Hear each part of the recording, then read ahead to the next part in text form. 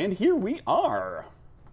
Hi everyone, welcome back to RPG R&D. It's good to see you virtually. It's been a minute. Um, Thank you all so much for joining us. My name is Jess Geyer, and I'm here with my co-host Craig Campbell Hello. and our And my special siren. oh yes, that special guest co-host the Siren, and third special guest co-host Sharang Biswas. Nice to meet you, and thank you so much for coming along on the show. Why don't you introduce yourself and tell us about yourself? So my name is Sharang Biswas. I am a game designer, interactive artist, and writer. Um, I currently live in Manhattan. I'm very freelance, so I do a lot of people like, what organization are you part of? And I'm like, none, except that I am also the game artist in residence at the Museum of the Moving Image right now. So I guess I'm part of them. And I do some teaching. I'm teaching at Fordham and NYU right now. I've taught at Bard before, and I do a lot of different things in the game space, in different games media. Yeah. That sounds so lauded and professional, and now I don't know what I'm going to say. Sorry, what was that? Game designer in residence? Yeah, well, technically, because it's an art museum, I'm the game artist in residence. Well, but yeah. games, art. Yeah, there you go. So yeah, I've actually been working with the MoMI for a long time. They're a really cool museum. They were the first fine arts museum in the world to showcase games ever, in the 70s. And I've been doing work for game stuff for them for a while. Them in conjunction with the Jim Henson Foundation commissioned me and my design partner Nick O'Leary to make the Dark Crystal Age of Resistance live action role playing game that we ran 2 months before the world shut down. They're really cool about bringing analog games as well as digital games in the fine art space and talking about that. They're really cool. That sounds awesome. Excellent. The Dark Crystal thing, not everything else. No, I'm just joking. I'm really excited about a Dark Crystal art. That sounds great. Craig, do you want to talk about what our show is and kind of how we're going to approach this today? Sure. The basic concept here is we're going to hit on 3 topics. The first one always deals with GMing in some regard. The second one deals with game design, specifically RPG design in some regard. And then there's a little something else that we talk about, and that's usually something that's brought to us by our guest. So we'll be getting to that in a little bit. To start with, we're going to talk a little bit about GMing, something that I know certainly there are many GMs who don't have a great deal of experience or feel perhaps that they're not really well prepared to deal with because it's that touchy-feely emotional stuff like GMing romance and lovey-dovey and schmoopy and interludes between characters and flirty eyes and love. This was something that kind of came about talking to Sharang about as something that you're kind of knowledgeable of and have dealt with quite a bit. Let's talk about it from the GMing perspective. Like, what are some things that GMs can do to help kind of inject that sort of role playing into the game and do so in respectful ways, and also just kind of from the perspective of like, well, how do you do it? Like, how do you improvise and deal with something that isn't just like killing monsters or exploring haunted houses or something where it starts to kind of get into the human element. Yeah, well, the first thing is obviously to ask your players if this is something they're interested in, right, in their game, because not everyone wants that in the game. They might be like, nah, you know what? I had a hard day of work. All I really want to do is kill cyclopses, right? I don't really want to think about that. Not at all, right? And that's perfectly valid way of playing. But you might be surprised. Sometimes players might think that they don't want it, and you can like suggest like, hey, let's try it out, and you can like suggest it. Obviously, if they say no, I absolutely don't want it, don't spring it on them. Then they won't have a good experience, and then you won't either, right? So the first thing is always to like check in. Is it something people are interested in? Often they'll be like, sure, let's give it a try, and then you can do that. Now, there are a couple of ways of going about this, right? But all of it is related to all of it is for all the ways of going about it is important to make sure the expectations of the player are met, right? This sort of thing can be a sensitive topic for a lot of people for various reasons, right? And we don't want to jump on the easy bandwagon and say, oh, people are sex negative, that's why they don't like romance, right? It could also be like, you know what, this person has a bad divorce coming along, or this person, there are lots of reasons people don't want certain kinds of romance showing up in a game, right? So when I was playing with Grant, I know so many Grants. Grant, who just spoke to Craig. Oh my God. Ellis, yes. I was like, no, not Grant Howard. That's the British Grant. When I was Grant Ellis and I played a Dark Crystal game. Not Dark Crystal. We were just talking about Dark Crystal. Dark Eye game, the German D20 role-playing game. Our GM at the start asked us, hey guys, for content warning, how do you all feel about betrayal, right?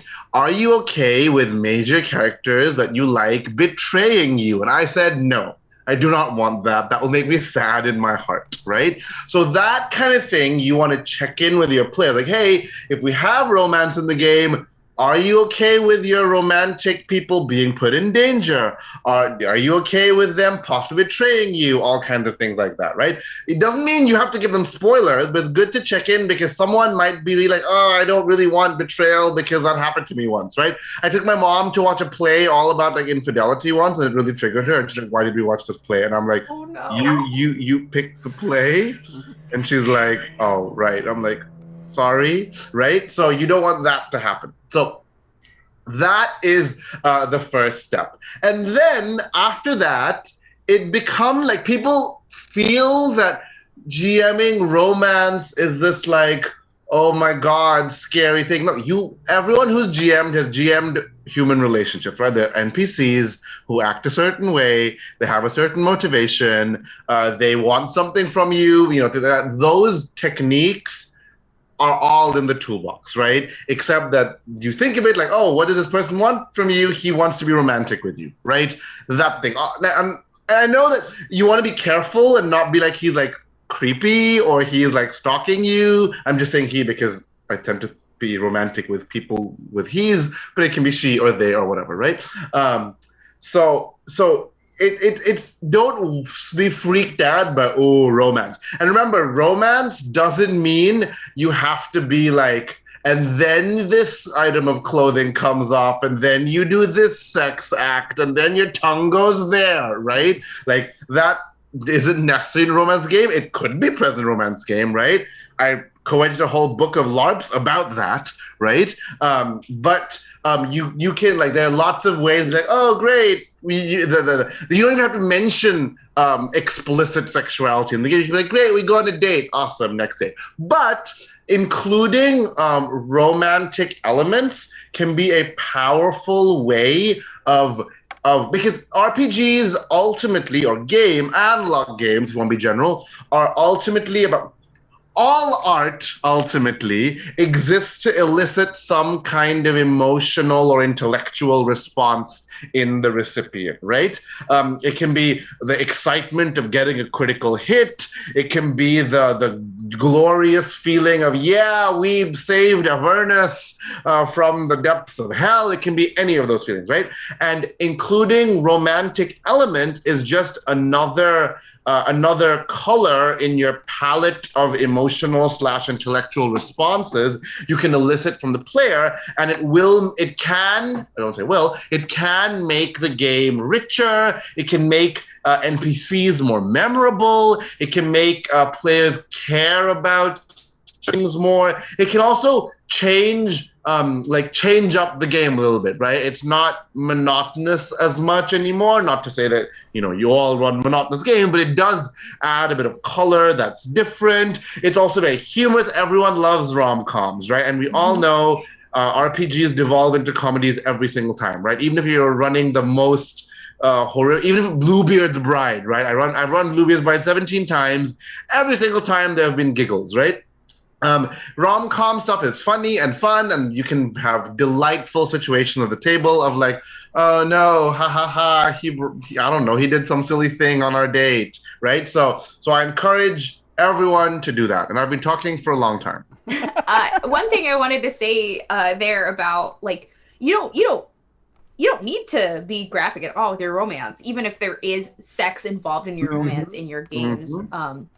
One of the things that I have done, like I will as a player, I'll get to the point where I'm like, okay, now I know I'm just gonna make the table uncomfortable. So the keyword is fade to black. And it's wonderful, you know. The camera pans over the fireplace and it fades to black.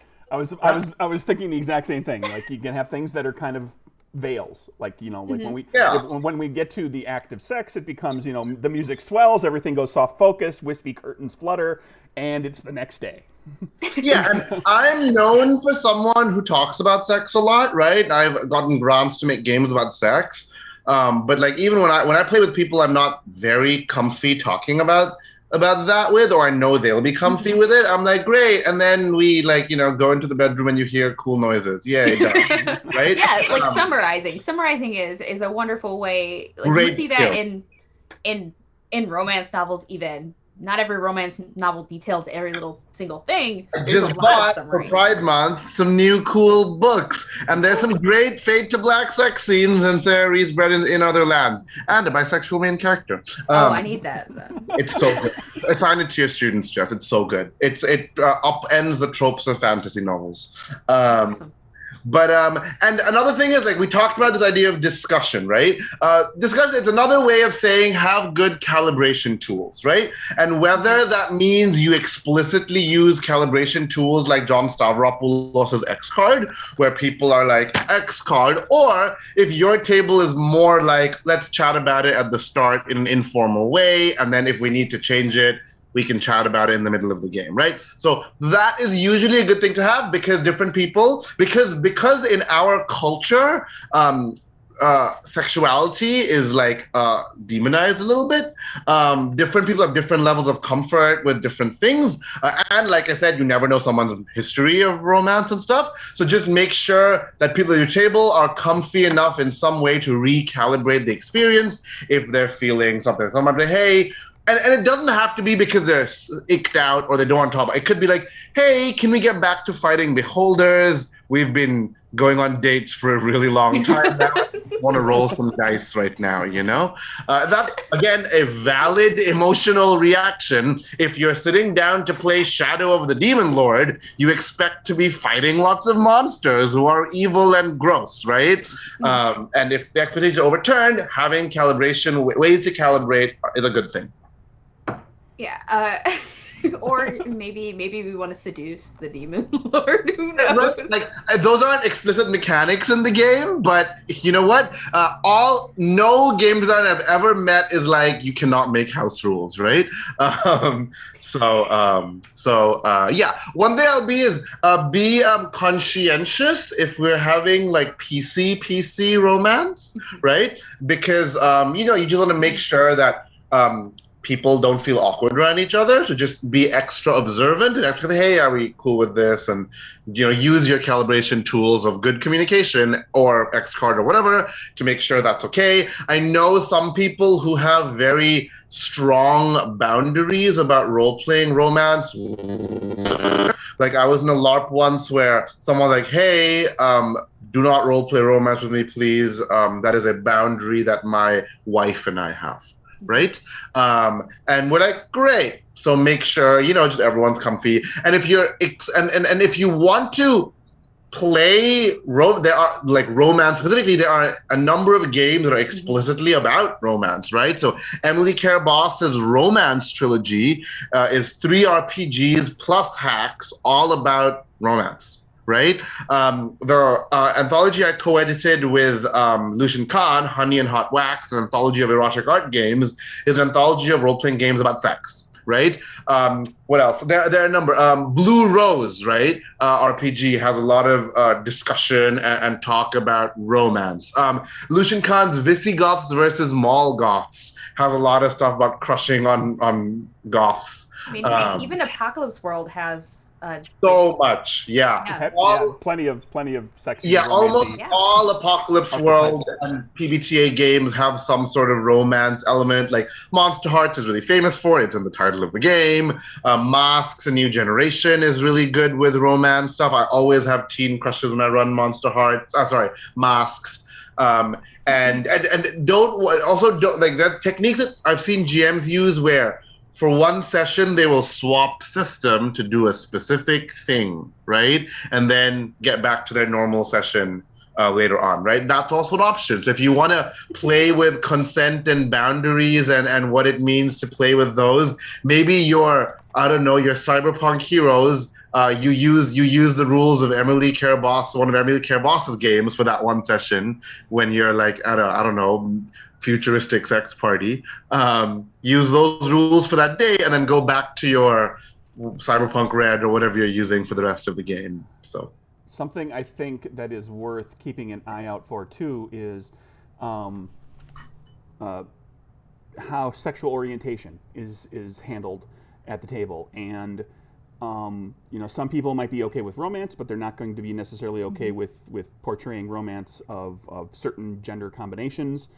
Some people, you might find yourself surprised to have like a person at your table that, as far as you know, and everything that they've told you about them is that they are straight, and they're playing a male, a masculine character, and they're getting into a romance situation with another masculine character, and for all you know, they're using the role-playing game as an opportunity to test how they feel about that. And so it's doubly important if you see potentially something that's popping up that makes you go, I wonder, I'm not going to ask them, it's not my place to ask, but I'm going to be extra sensitive and careful about they might be actually trying to test something out. Because we talked about on this podcast, on this show a while back, was how people use role-playing games, and role-playing games are just extensions of playing pretend as a little kid, that you're using it as oftentimes people use it as a way to try out different aspects of their personality, to figure out who they are, to explore different things about themselves, and that can come in the form of sexuality and romance and how you relate to other people of different genders and sexual orientations and presentations and so forth. I've also had people, so I GM a lot, right? Like I GM professionally for Magpie, I GM at the museum, I GM for my classes and stuff, right? And I've had, excuse me, people be like, oh, I want to play like a bisexual character, but I'm like worried about, because I'm not bisexual. I'm like, dude, there's no queer police who's gonna come at the table and be like, oh, we're not like Scott Pilgrim, right? Where the vegan police come and like steal your powers or whatever. So I always say that, and James Mendez Hodes always talks about this, right? In his talks, where he says, don't worry, it is more important that you have good faith in trying to portray the other than you get everything right? And also what do you mean get everything right? Queer people are not the same, right? They're like, Caitlyn Jenner's a queer person. I don't like her at all, right? Not that I know her, but I don't like her politics. Anyway, if you're like, oh, I want to play a lesbian character, great, just play a character, right? Just play a human. Like, they're lesbian, sure, they'll fall in love with a woman, great, just go with it. You don't have to be like, oh, but would lesbians sit like this? Oh, don't worry about it. Right? Like people have been like, I'm gonna do something. Like, you don't have to read the history of Stonewall to play a queer character, right? Not at all. Just play a queer character, whatever. But you should still know the history of Stonewall. That is a good thing to know as a person, but you don't have to extra research that for your RPG, right? People said, someone said, oh, I'm going to play a Haitian character in Urban Shadows. I'm like, awesome. And then I'm going to do a lot of research. I'm like, if you want to, I'm not going to ask you about your research. That is your prerogative. I'm not going to be like, tell me, did you research about Creole languages and how it differs from a Pidgin language? Like, no. One thing that I think that I want to make sure that we cover before we move on to topics is the idea of romance and bleed. And we've talked about bleed in LARPs before. But I feel like when it comes to, of all the spectrum of human emotion, romance, I think, has the most danger for bleed. And I've been on the receiving end and the giving end on this.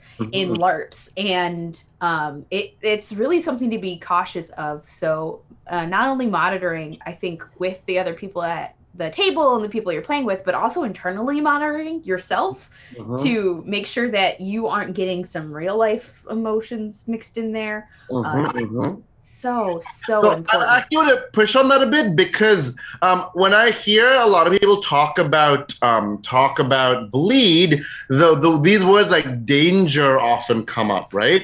And I want to make sure that people think about, like, a lot of people play for bleed, right? Bleed is not something that's dangerous. Bleed is just when your real and game emotions get mixed up with each other, right? And so I don't want y'all who are watching to be like, oh, bleed, that's a bad, scary thing. It can be, but it can also be a wonderful thing.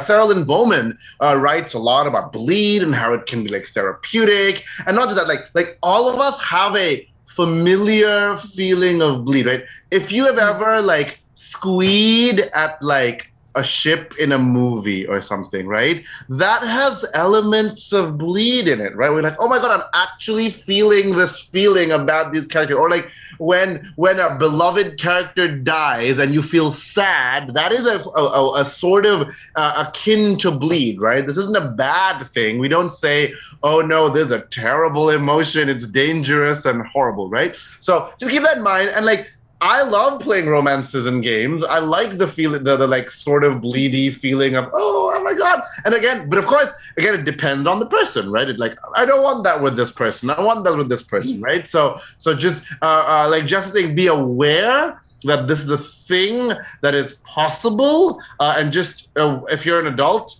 I mean, even if you're not an adult, try and work on strategies to manage that, because that's what we do as humans. When emotions we don't want come to us, we try and find strategies to manage them. Yeah, I thank you. Thank you for that. That was a wonderful clarifying statement. Catharsis is one of the best parts of games. So like that part of that's great. Yeah, and like I'm making a game right now called The Gourmet's Guide to Alchemical Boyfriends, right? And it's a game that you play with a charcuterie plate in front of you that you have to eat while listening to a pre-recorded audio. And one of the impetuses for the game is the plural of impetuses. Wow, I have never said the plural of that word. Jess, you're a writing teacher. Well, it's okay to just take a stab at it. I had to learn the plural of apocalypse. Impeta, possibly. I'm a firm believer in neo-plurals. I want to make the plural of album to become alba, because I think it's a fun word. So Impetuses. Impetus is great. So one of the impetuses for this game is I wanted to make a game where you make a fictional character that you then fall in love with, right? So one of my guiding questions is, can I make a game where you create a character that's not playing that character, that you then fall in love with by the end of the game? So, I'm clear about that. And yes, maybe there'll be bleed, but like that's the point of the game, right? Also, you eat lots of tasty charcuterie while playing it. So.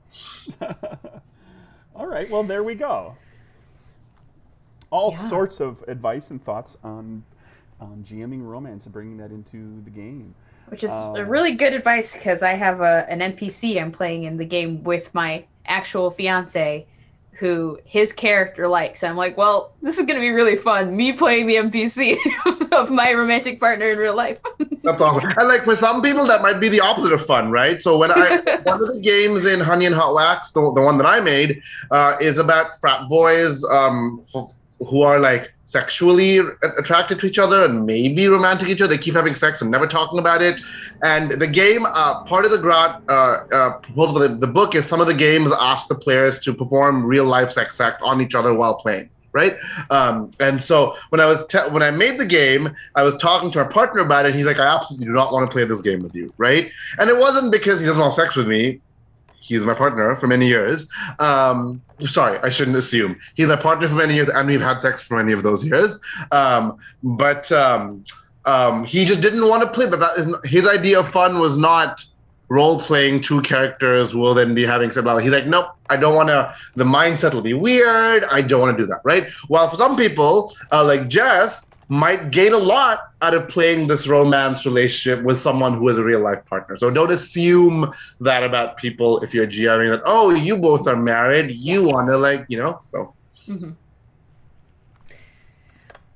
Well, let's before we talk about romance and RPGs the entire night, which I'm sure I've definitely done that before, so yeah. I'm sure we could, and I'm so much more interested in it now. I realized too in this conversation that I've actually written a romance solo or duo RPG and didn't realize it. But our next segment, let me just segue here, very hard left, to hiring artists for your games.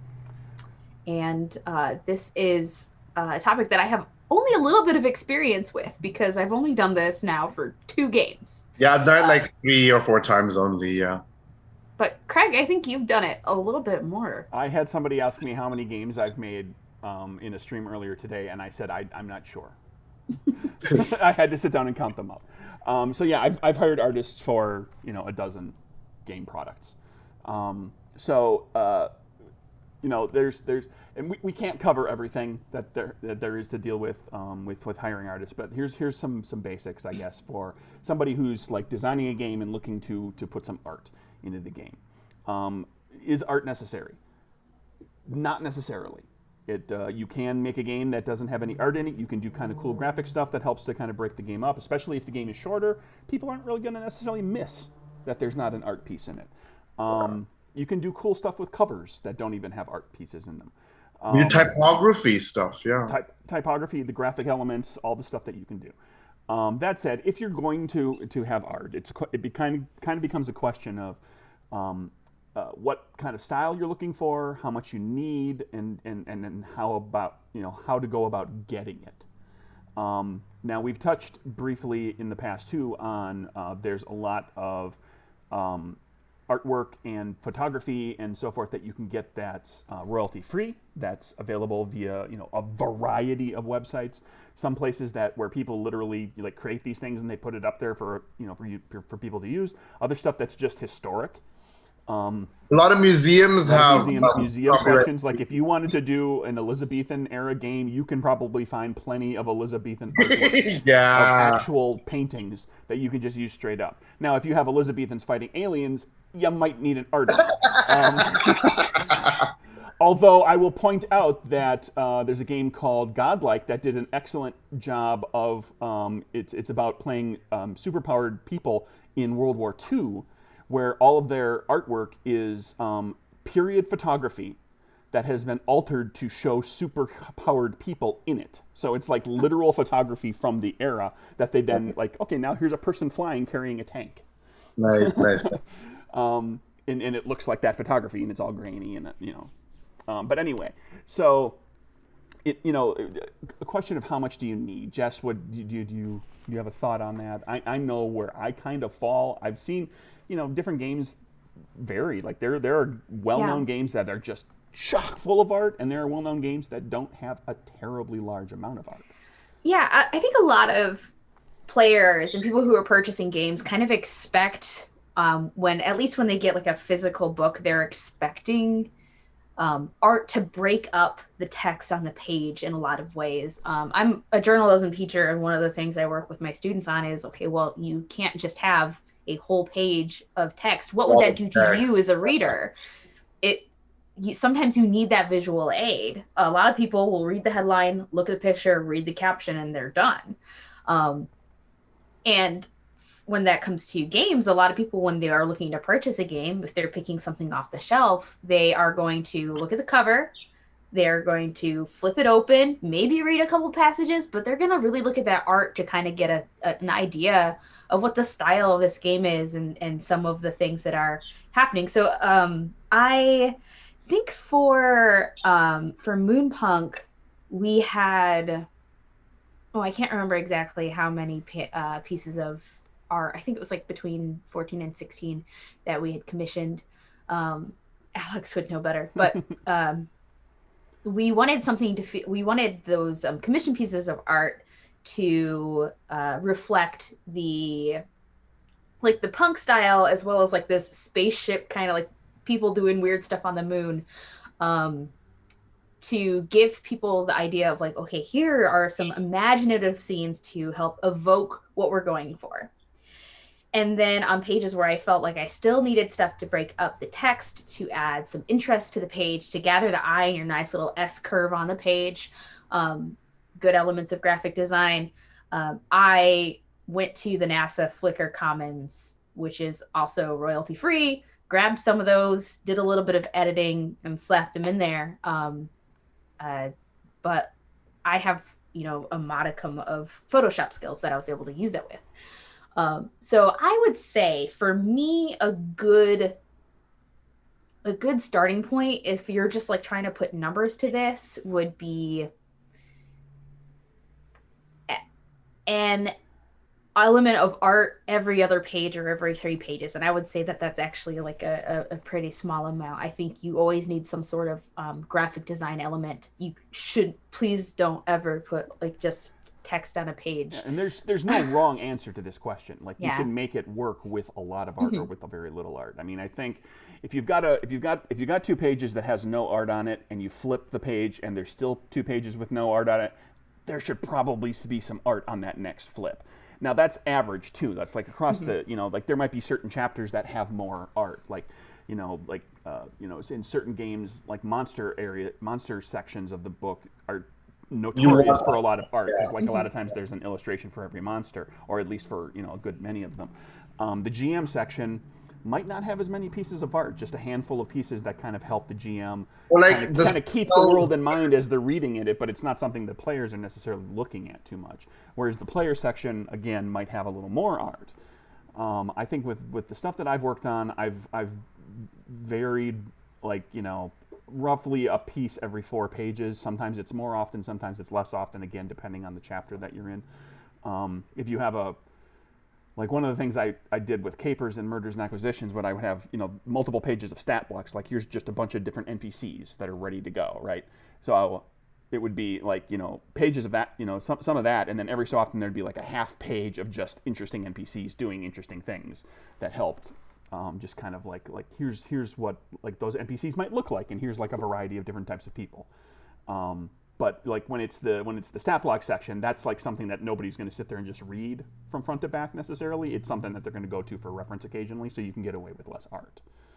And there are ways to like cheat in ways, right? So when Pelgrane published Honey and Hot Wax, we had a certain budget because we got a grant to make the book, right? And we said it is for us. It is more important to have a high quality layout and graphic design than it is to have illustrations.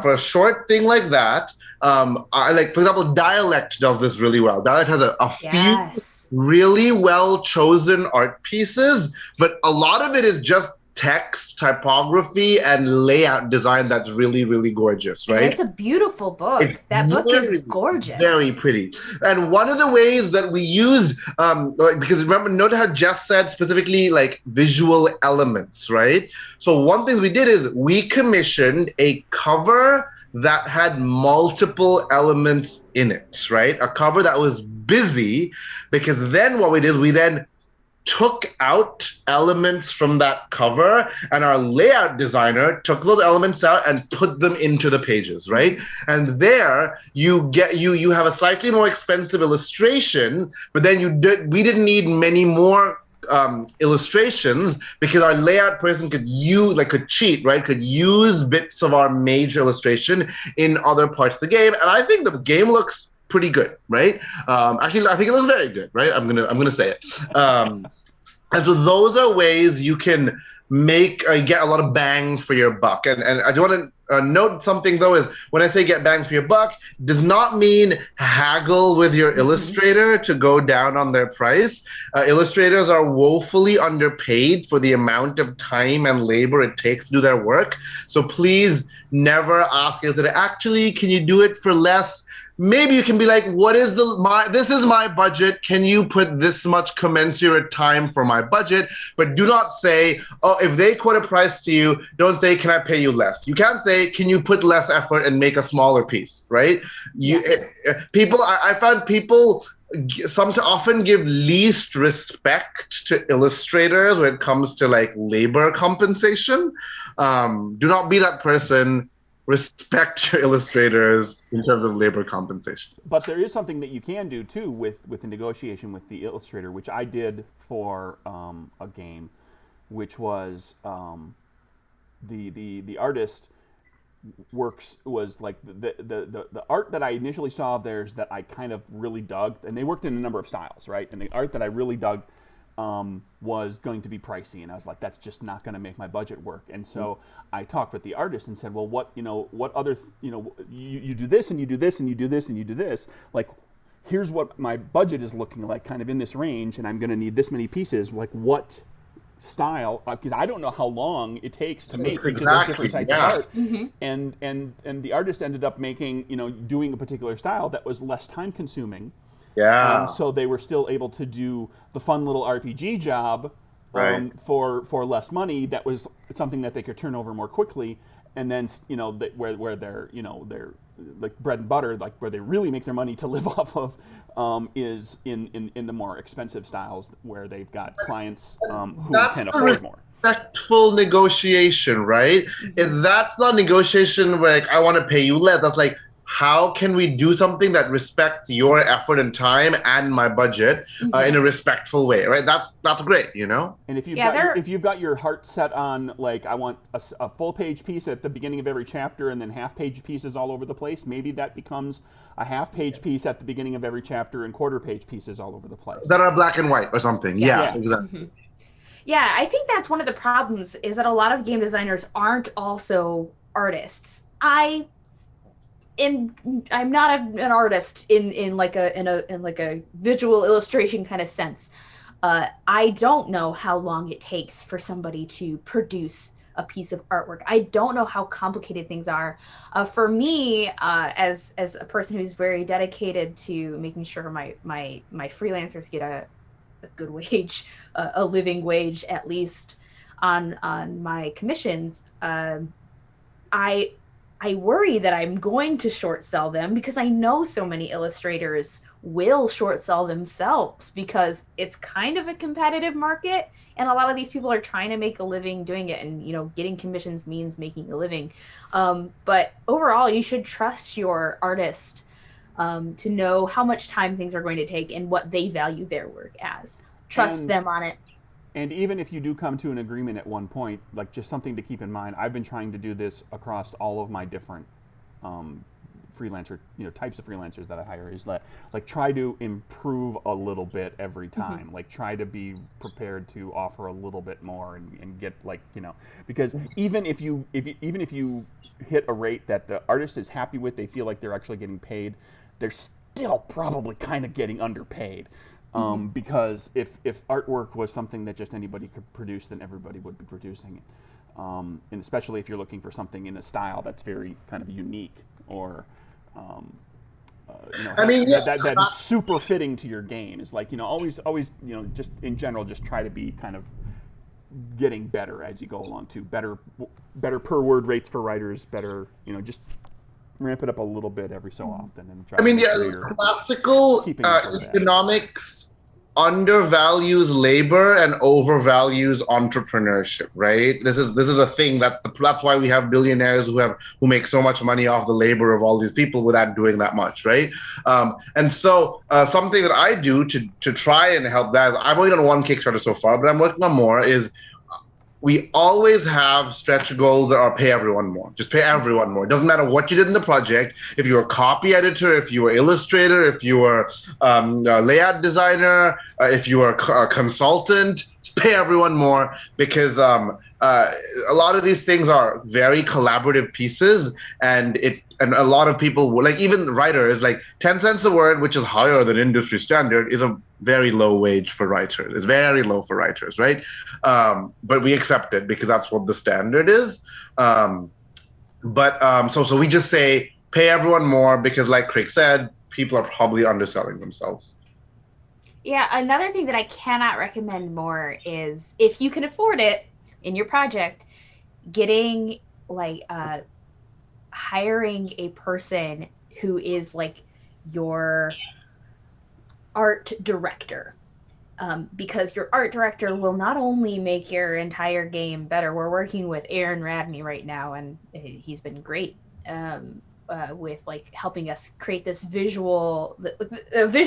literally a vision of our game that we're currently working on. And he is going to help pick out artists that also go with that style, filling in all of the strengths that I don't have and that Alex doesn't have, and just elevating the game. And that is labor that is really valuable for a game. It makes your job easier as a game designer. You can focus on the things that you want to focus on instead, and is, you know, like when you put that trust into an art director for your game, you also get different perspectives on your game that you might not have ever thought of.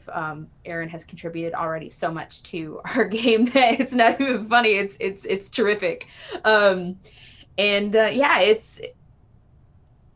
I would really recommend that if you can afford it. I feel like my money has been well spent in that regard. I know that not every game designer can afford that, but luckily there are lots of options from free to extremely, extremely costly that you can always find within your budget. If you can't afford to pay your artists or your writers, well, you can't afford to have them. And you figure something else. You can do combinations. Mm-hmm. A little bit of art, And, like, a little bit you of can also, fun like, graphic stuff, a little bit of art, painting or something that's historic. Especially like the indie scene, if you're doing something that like you're not working for you're not one of the big companies, one of the well-known companies that has very specific art styles, and like you're doing an indie thing, like you might be surprised at what people will be like, oh, hey, check this out, like they used artwork and they've got this cool graphic stuff and they've got like actual photography in there as well, and you can find things that complement each other. Polaris, right? Polaris uses all open source Sumerian or something artwork, and it looks gorgeous. All the art in Polaris is historical and open source, and it's really not the science fiction-y newer game, the older one, which is like black and white, not Polaris. There are two Polaris RPGs, and they did a great job with that, so. Yeah, something too I just remembered I wanted to bring up as well when we're talking about little cheats that you can do with you mentioned the cover that you had commissioned and your graphic designer pulling elements from that. I was looking the other day at this game called Dial M for Monster. I was looking at different layouts, and they don't have a lot of unique art in the book, but they have this kind of running sidebar that looks like film reel going on, and they repeat some of those images, but it still works. It's not, you're still getting that visual element on the screen in a way that feels more like a graphic design element than an illustration at that point.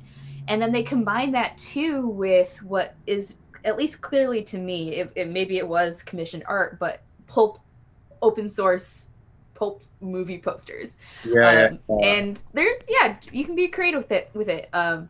And if you're in doubt, there are artists that you can always ask, and artists have their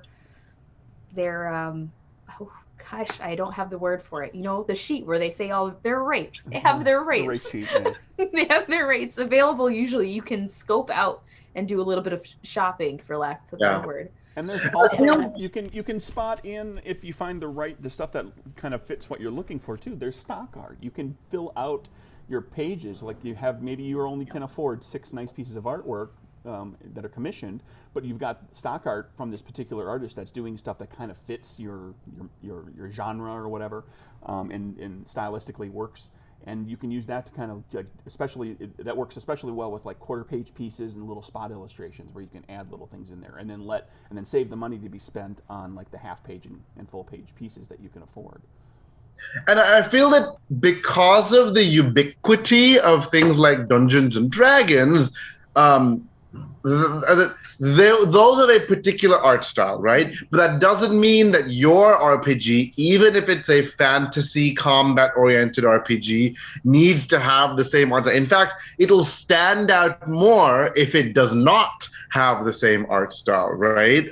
People just say, "Oh, you just have made a D&D clone." Even if your game is very unique, because it looks the same, right? If you don't go for that hyper representational sort of art style for something different, that sort of art style takes a long time to make.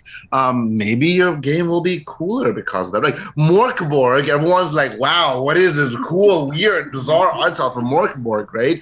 A lot of people don't play the game even, and like, "Oh wow, I got this game." Right? Everyone who's listening to this podcast probably has one or two games on their shelf that they've never played.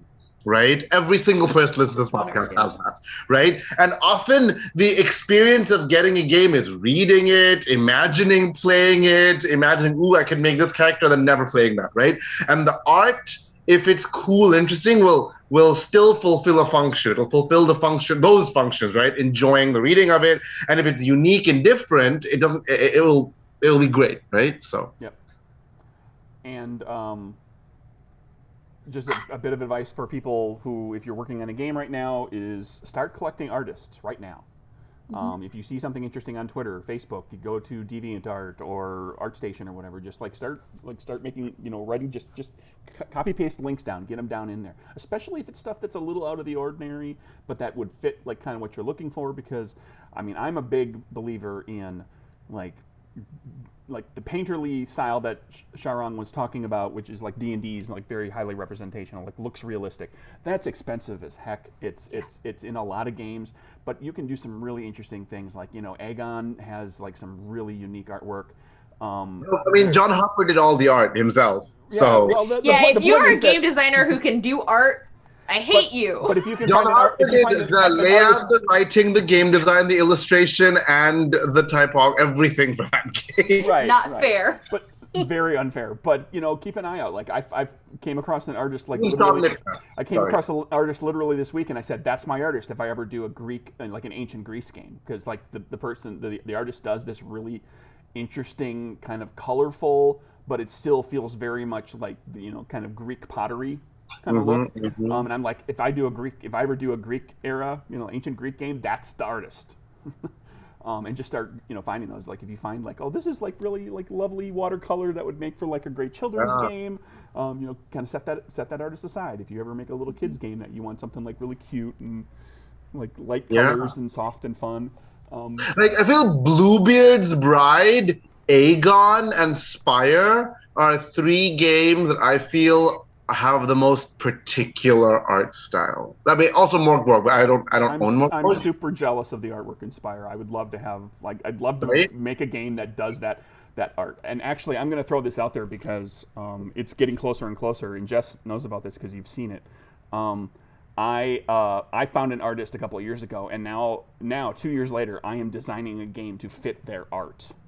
Because I like that art so much, and I thought, no, but this is so different from stuff I've seen before. And that happened with Tales from the Loop, right? Yeah, the painter made these paintings, and people, let's make a game out of your paintings. The painter created a whole world that was just conveyed in like short essays and paintings, and now it's become a series of games. And that's why art is so important. Yeah, and it does that to your brain. A quick aside into, this is an episode unto itself, is how to convey to the artist what you want done is something called an art order. It is something that is done by a role called the art director. If you can be the art director, or you can hire someone to be the art director, or you can also kind of do a very collaborative thing where you kind of come in with an idea and then the artist and you really sit down and hash it out and figure it out kind of together. But one way or the other, you have to convey what's in your head to the artist. And so without getting into a great deal of detail into what art direction is, it's worth just mentioning that it's something you should start to think about and research a little bit. And really what it comes down to is providing enough information to the artist to create each individual piece, and the art orders are like specifically an order for every piece of art. You want to describe each piece, and with enough detail that the artist knows what you're going for, but not with so much that you rob them of the ability to be creative. And one of the shortcuts to all of that, and something I've started to do, and a lot of people do, and I've done it specifically with a couple of games because I was creating creating a world whole cloth, where I wasn't doing like an alternate history game where it's like, oh, here's a bunch of photos of things in the 1920s, Beth, do comic book art that looks like that, which is to do an art Bible up front, which might be a series, like with Good Strong Hands, for example, what I did was I described each of the folk, each of the quote unquote races in the game, like what do they look like, and I provided some examples of artwork of like this is like like air spirits that are called sylphs, like they should look wispy and all this, and so I found like a cool piece of art that wasn't like a sylph, but it was like this ghost thing. I was like, that's what I want my air spirits to look like, kind of like that, but in your style. And then something I did too that sometimes you'll see with concepting of this concepting up early is doing what's called a mood board. And I did that for a game that went on the shelf for a while and that I have now returned to and I'm working on again. But it was like, it has to do with playing programs that are inside of a computer, like Tron, right? But I don't want it to look like Tron.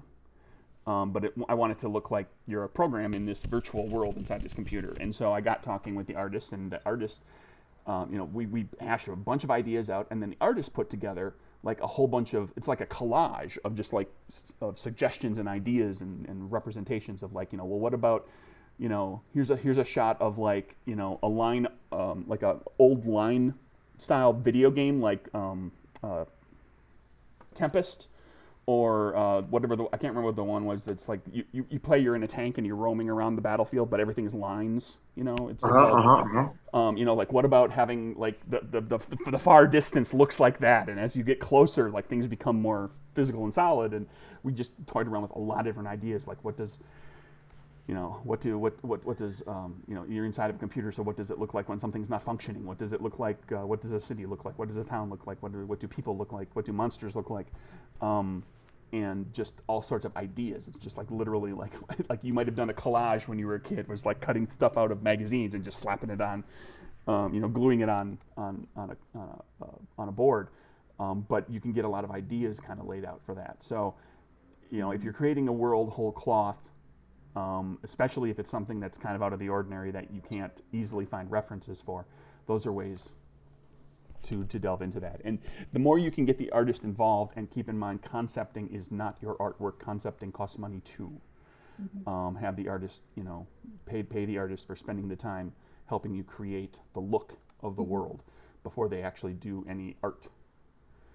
That's still labor. Although it's still labor, and you might get a few pieces. You can also, like what I did with the artist I worked with, was I talked and said, like, I want to get 6 pieces of artwork out of this in addition to all the general concepting you do. I want to have like a portraiture of like 6 different character types, so that we really figure those out. So we'll have 6 illustrations that are like literally things I can use in the book. But then everything else is just like, well, this is kind of what generally everything looks like. Yeah, art is like a huge part of the game. Work. So there's so much stuff we could continue on too. I really wish we had more time to talk about these mood boards, because I am a huge mood board person. Well, and what I may do too is, because I went through quite a process with it. I've got a lot of images from mood boards and concepting and sketches and all this kind of stuff, is that when that game is like done and ready and out and all that sort of thing, we could potentially return to this, and we can do this with you, me, and talking heads in little boxes, and have a big box, and I'll show everybody. Yeah, let's do that. Like the actual stuff, and because we've talked, Jess, about like as this show kind of grows and evolves, and we may start to do like, okay, here's a whole hour on this thing, rather than doing like 3 topics at a shot. It's like every so often we might really deep dive into something. We're still just getting our feet wet with the show. So speaking of 3 subjects though, because we wanted to talk about interactive fiction, and I want to do that still. Okay, so and that's our potpourri topic for today. You're both you 2 are the experts. Go for it. Okay, well, I want to pick up on a conversation that we started and then I halted immediately afterwards, and that is this program called Ink. And I like, what have you explored it at all, Sharang? Yeah, a little bit. So I was at a Narrowscope conference 2 years ago where we had a whole a professor present about how he uses ink to teach. I think his class was creative writing, actually, Jess. And one of the things he taught with was ink. So ink is a free version of Inkle, which is what Inkle Studios uses to make games like 80 Days, which is familiar to a lot of people. It won tons of awards, or Heaven's Vault. Those games all use Inkle. It's another easy to use tool that lets you make narrative / text based games. I would say probably the most popular one for choice based stuff is Twine, which has a lot of documentation, a lot of versions, a lot of support. Inkle is another big one, and then if you're into parser-based fiction, which is where you literally type in "pick up the book," "eat the book," "fart on the book," or whatever, Inform 757, I think it's 7, is the most popular one. But yeah, Ink is really good. It's also really good for quick, short projects. It also has a particular aesthetic that's different from Twine. And I was thinking of maybe incorporating it into one of my classes. Yeah, it's great. Interactive fiction, if you don't know, the best, the probably the cultural thing you have in your mind is choose your own adventure books are a form of interactive fiction. Instead of a traditional narrative that goes from beginning, middle, end, interactive fiction, the reader is an active participant in the story, very much in the same way as a tabletop RPG, except there are different paths that you can go down.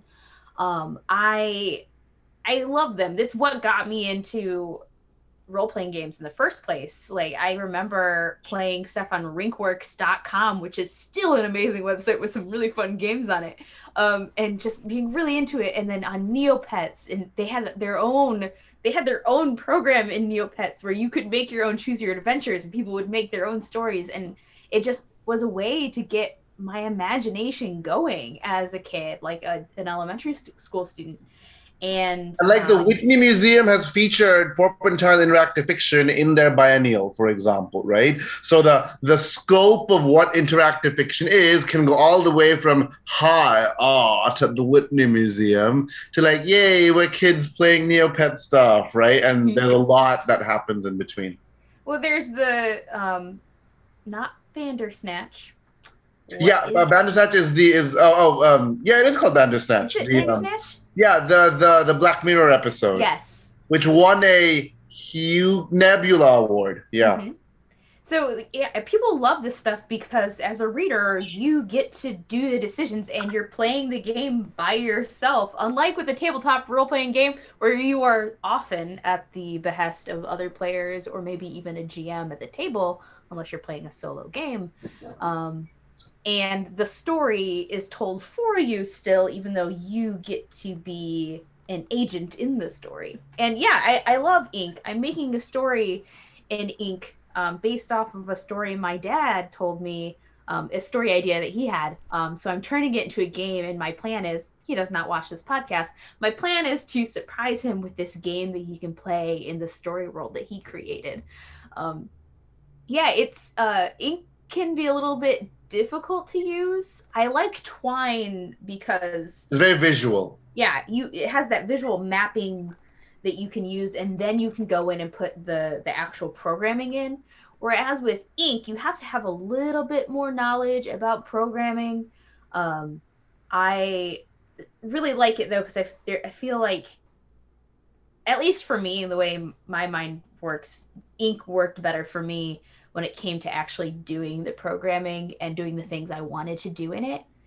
But Twine has been... You taught yourself how to do it, right? Yeah, I did. It wasn't too hard.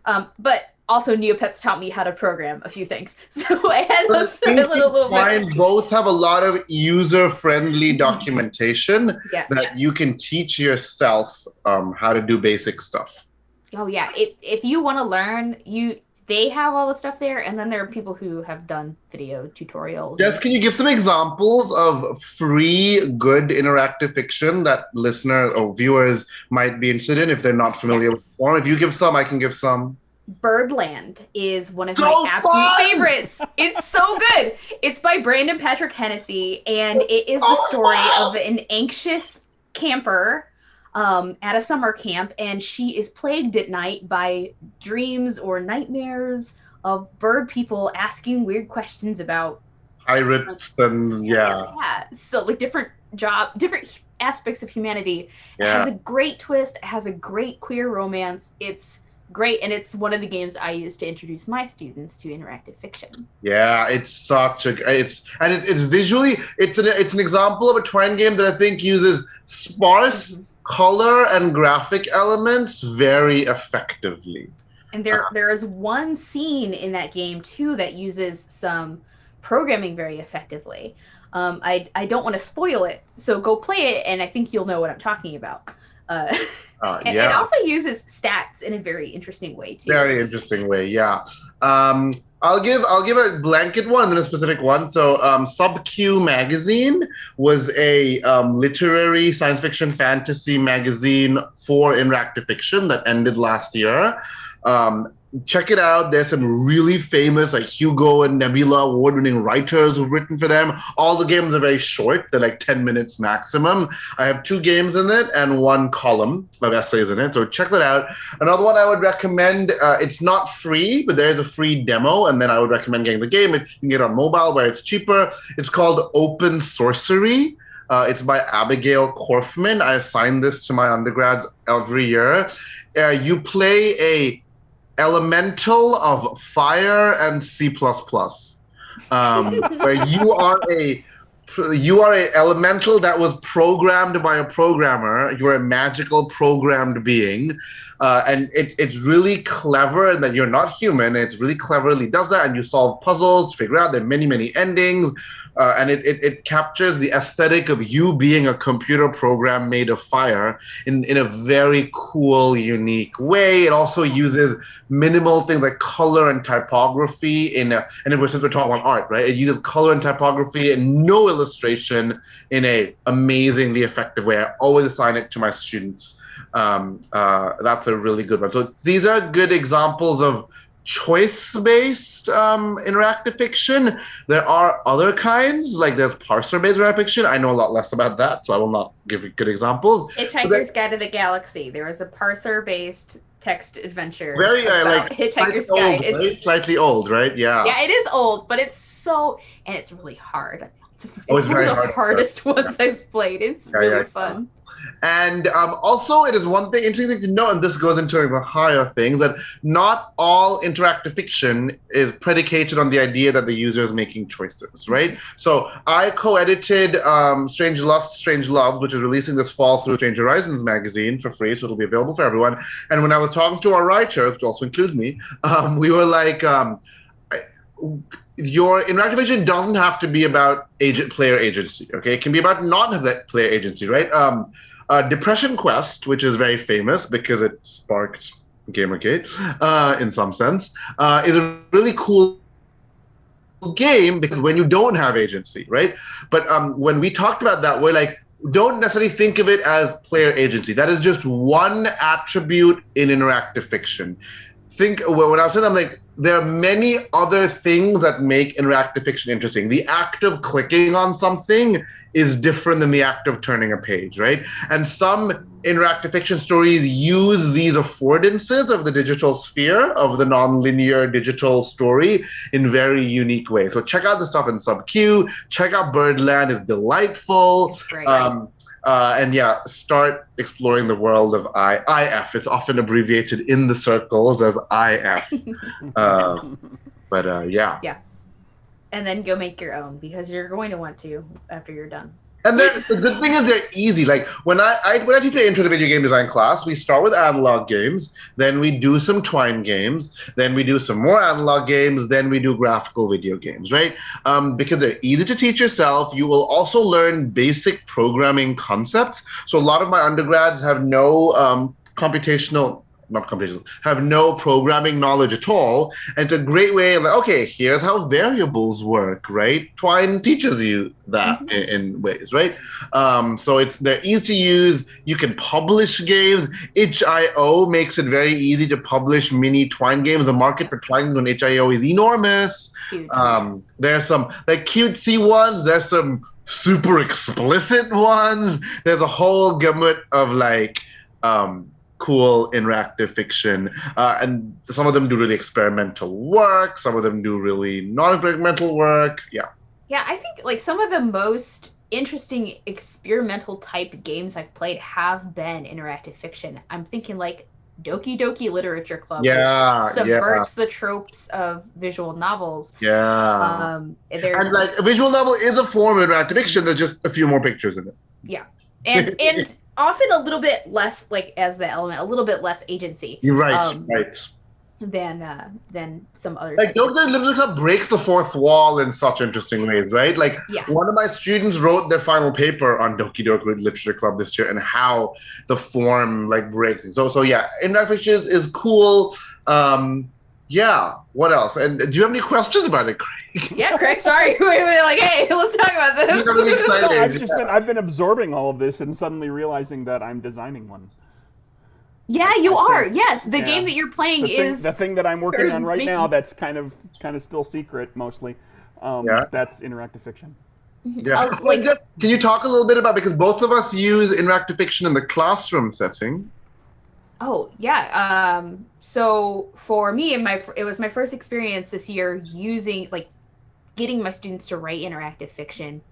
We're hybrid right now, so everything is very painful. Right.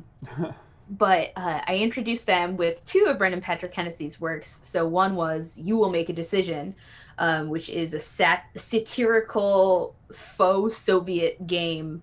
So I was showing them, look, here's an example of a very quick start to finish, because one of the choices ends the game immediately. It's the good choice. You stay home. You listen to your parents and you stay home. Good choice. You're done.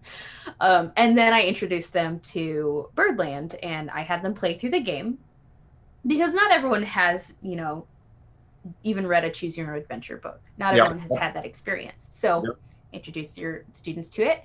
And then I talked, we discussed why people might be attracted to these sorts of games. Why is this different as an experience? We had a lot of discussions on that. And then I showed them Markiplier has an interactive fiction YouTube series called Heist, and people have mapped out the entire game. So I showed them the tree, and we went through, if you were to make one of these, play through once, you would only see this much, but here's the rest of the game. And here's what you're going to do in the next 2 weeks. The hard part was with my high schoolers. High schoolers, they're very ambitious. They really want to do things. But part of teenagerdom is that you don't really have a good hold on what you can do. So it was, I don't want a lot. I want 3 different endings. It doesn't matter what the middle is. I want these choices to end in one of 3 different endings. You start. Here are your parameters, and you can make whatever you want. You want to make a fan fiction about your favorite anime? Go for it. Plot it out first. I had them plot it out with a regular map, and then I had them take it to Twine and showed them how those mind maps work directly with Twine. Not everyone got to the programming portion, but a lot of my students who already knew programming, because they were taking AP classes, they produced some games and used, these.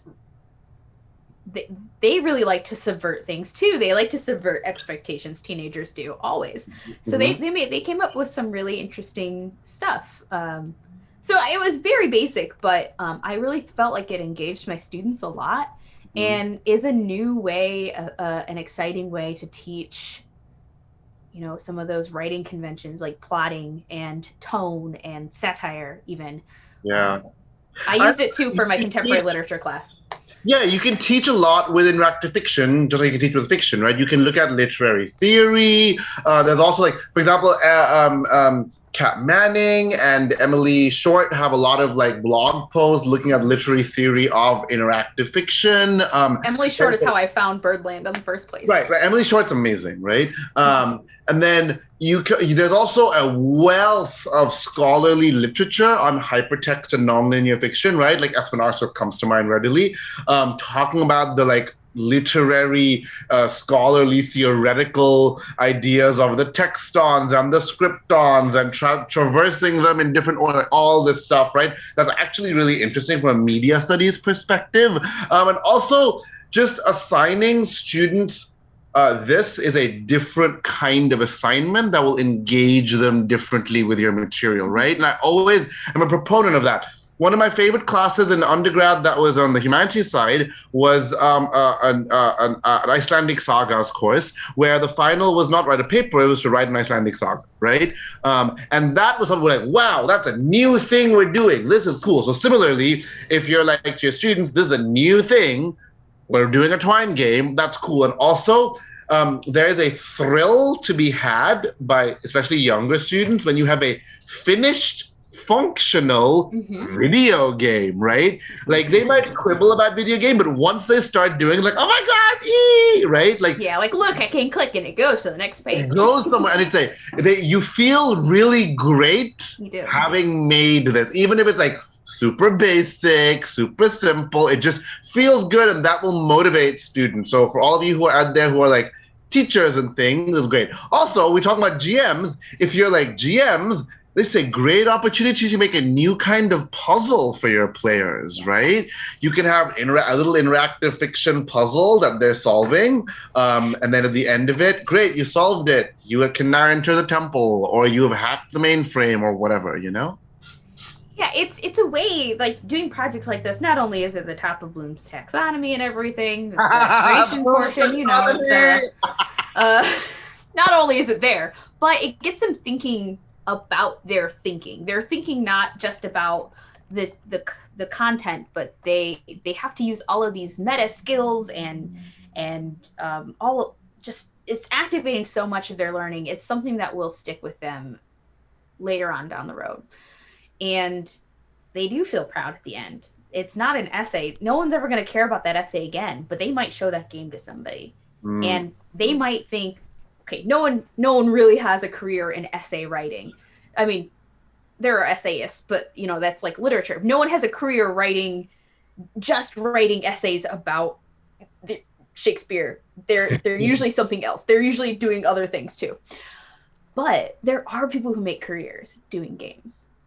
It is something valuable. It is something that they feel like, oh, I'm not just wasting my time reading another book, for example. And public school teachers, Twine is free.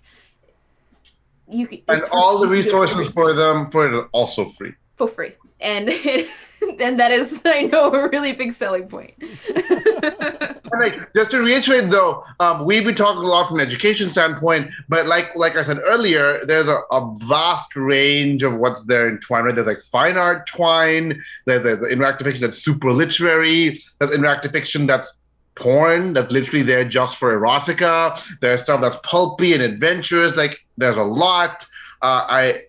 We encourage you to explore the wonderful world of interactive fiction. And if you're into tabletop RPGs, playing interactive fiction will undoubtedly give you cool ideas about your RPGs, about both as a player, especially as a GM. You'll think about how do you distribute story, how do you scaffold. If you have a very plot-driven campaign, which is not super like sandboxy, how do you disperse that story in cool ways? You will get ideas of that by playing some of these IF games. And also, they're fun things to do. They're another form of art that's great. And Craig, your game, when like I had the chance to read at least a portion of it, does blend in a lot of ways. You're exactly correct. Like this idea of the interactive fiction with a solo RPG style, which is it's not quite these genres. They're so nebulous. Yeah. Well, it's I get the feeling that it is like, yeah, it's in the neighborhood, right? It's Nice. the thing that I'm designing Circling. is in the middle of the Venn diagram of like 3 or 4 different things. Yeah, And yeah. interactive And fiction is one of them.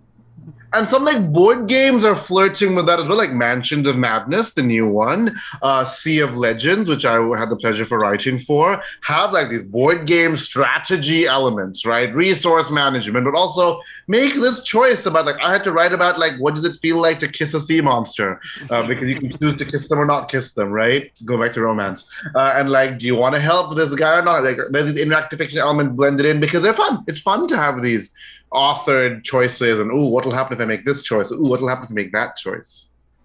For sure. Well, this has been a lot of fun. We are 15 minutes over the hour. No, we're not. We're not. Well, What? we technically we are. I thought you were going to say we're like 15 minutes over time or over the. No, I was just saying 15 minutes over the hour. Episodes are as long as they end up being. That's true. Time is meaningless. Time doesn't mean Time is a anything. human construct. It means nothing. Do you think these birds know time? No. That's why they're asking a young, anxious camper. No, the only reason an hour means anything important to us is because a bunch of people, how long ago, decided that an hour is something that means something. I read when I worked in corporate consulting briefly. There was a thing which said if you make meetings 55 minutes instead of 60 minutes, people are happier, they're more productive, blah blah. Not because 5 minutes means you can do a lot, but because the perception of the meeting. They don't feel like they just spent they don't feel like they just wasted an hour. Right. An hour has meaning. It's why does something sell better if it's $9.99 versus $10? Right, yeah. Time. I mean, that 5 minutes, I can undo a whole bad night's of sleep with just a 5-minute snooze. Come on now. Napping is very good for you. All right. Sharang, thank you so much for joining us. This was a lot of fun. Thank you for inviting me. Tell us again, where can people find you? Yeah, so again, my name is Sharang Biswas. I'm most accessible on Twitter at Sharang Biswas. That's the same spelling. I have that links to, but I have a itch page, which is astrolingus.itch.io. Think star-tongued. That's where my itch doesn't have all my game because I get a lot of commissioned games that I don't put on itch and stuff, and also a lot of interactive theater stuff which doesn't go on itch, but check that out. Latest projects, check out in fall on Strange Horizons. Look out for Strange Lust, Strange Loves, an anthology of erotic interactive fiction from Pelgrane Press. We released last year Honey and Hot Wax, which is an anthology of LARPs about sex, and I am currently designing, so watch out, I'll be kickstarting over the next few months, something that I used like crowdfunding and advice from friends to name. It is called The Gourmet's Guide to Alchemical Boyfriends, which is a single-player role-playing game where you are actively eating from a snack plate while listening to like audio drama style clips and then creating narratives about building your best friend a perfect alchemical boyfriend after a breakup. So That's terrific. Oh. You can find my far smaller resume at anything under Wannabe Games. It's our stuff on wannabegames.com, itch, or DriveThruRPG. Or you can follow my tweets at @Joska. I don't always tweet about games, but if you want to check out my romance game, it's This Is How, which is on itch, and it is based on a novel that I read called This Is How You Lose a Time War, which is wonderful. Whoa! Yeah, it's great. The book is great. Hugo Award winning, I think, or it's won like a bunch of awards. Yeah. The book is amazing. Yeah. Or an interactive fiction game that Alex and I made called 3 Threads. And Craig, your closet was terrifying me because whatever is in your closet looks like a face, and it's not. So Craig, Haunted Craig, where can we find you? This is not a closet. This is my living area. It's just dark. I don't have the lights on. The background thing was doing weird stuff, and it was making things look weird, so I turned it off. That's shelves and stuff behind me. Oh, well, it's a shelf with a ghost. You can find me at nerdburgergames.com. All the games are at drivethroughrpg.com. If you want to get Capers, the fancy schmancy hardcover is the same cost as the print on demand from DriveThru, but you have to go to nerdburgergames.com to get that. The pandemic has put like 300 copies sitting in a warehouse not selling, so buy a game. But that's about to change because conventions are going to start back up again. And I'm at Nerdburger Craig on Twitter. I've got a Kickstarter going right now that's just about over. It's funded and on its way. Nowhereville. So you can find that on Kickstarter, and I'm designing other stuff, and I got way too much stuff going on, and I'm in a couple of months. You will not be listening to the train and the sirens as often because I am moving. The next time I talk to you on the stream or podcast, I will have closed on the condo. And leave the ghost behind. There's no ghost. It's just shadows. Well, can you see that guy? Now I can see. Now it doesn't look like a ghost anymore. That's a piece of art. It's a flaming skull, green flaming skull. Oh, well, that's not what it was. It was a ghostly white face on your shelf. So sleep tight. Anyway, nightmares for everybody. Bye, everybody. Bye.